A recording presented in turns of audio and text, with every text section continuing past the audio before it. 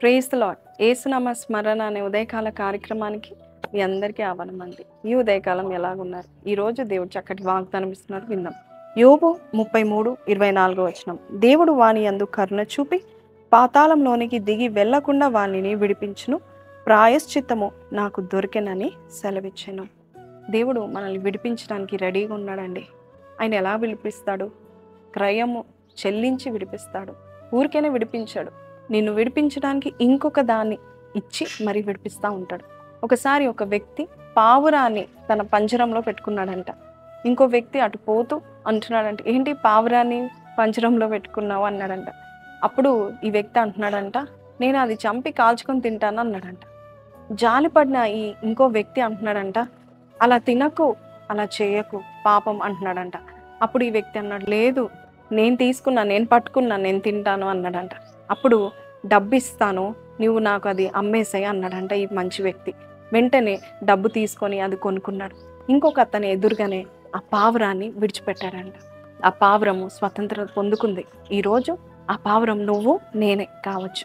మన దేవుడు మన కొరకు వచ్చి మనము ఆ నరకములో, ఆ యొక్క భయంకరమైన పాతాళంలో కాలిపోకుండా దేవాది దేవుడు ఆ సాతాను అపవాది చేతుల నుండి మనల్ని విడిపించి ఉన్నాడు. అందుకే ఇంగ్లీష్లో క్రయముని ర్యాన్సమ్ అంటారు.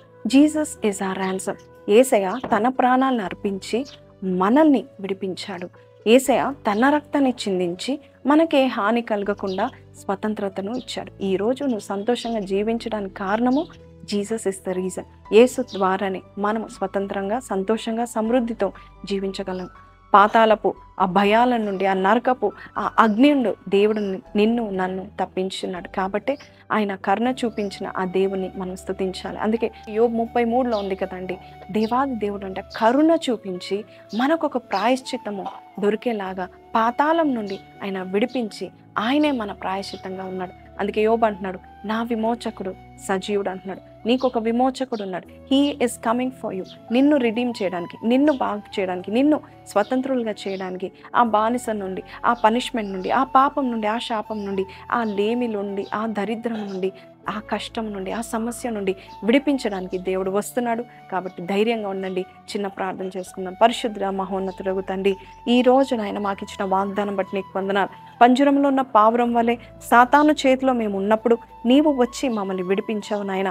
వెలను చెల్లించావు, నీ రక్తాన్ని ప్రోక్షించి ఆ యొక్క వెలను చెల్లించి, ఆ పరిశుద్ధమైన అమూల్యమైన రక్తాన్ని చెల్లించి ప్రభా తండ్రి మమ్మల్ని విడిపించినందుకు నీకు వందనాలు. సాతాను చేతుల నుండి, పాతాళపు గర్భము నుండి, నాశనకరమైన తెగులు గుంటల నుండి ప్రభా తండ్రి నీవు మమ్మల్ని విడిపించినందుకు నీకు వందనాలు. ఈ రోజు నుంచి ప్రభా తండ్రి నిన్ను స్తుతించి ప్రభా నీ కొరకు జీవించే వారుగా మమ్మల్ని చేయమని యేసు పరిశుద్ధ నామమున అడిగి వేడుకొంచున్నాం తండ్రి, ఆమెన్. సో ప్రైజ్ లార్డ్ అండి. మీ కొరకు ఒక విమోచకుడు ఉన్నాడు. ఆయన మిమ్మల్ని విడిపించాడు. విడిపించడం మాత్రమే కాదు, మంచి జీవితాన్ని కూడా దేవుడు మీకు దయచేస్తున్నాడు. కాబట్టి ఆయన స్తుతించండి. దినమెల్లా కూడా ఈ వాగ్దాన్ని ఎత్తిపట్టుకొని ధ్యానం చేయండి. సీ యూ అండి. Until then take care. Don't forget to like, share and subscribe. God bless you.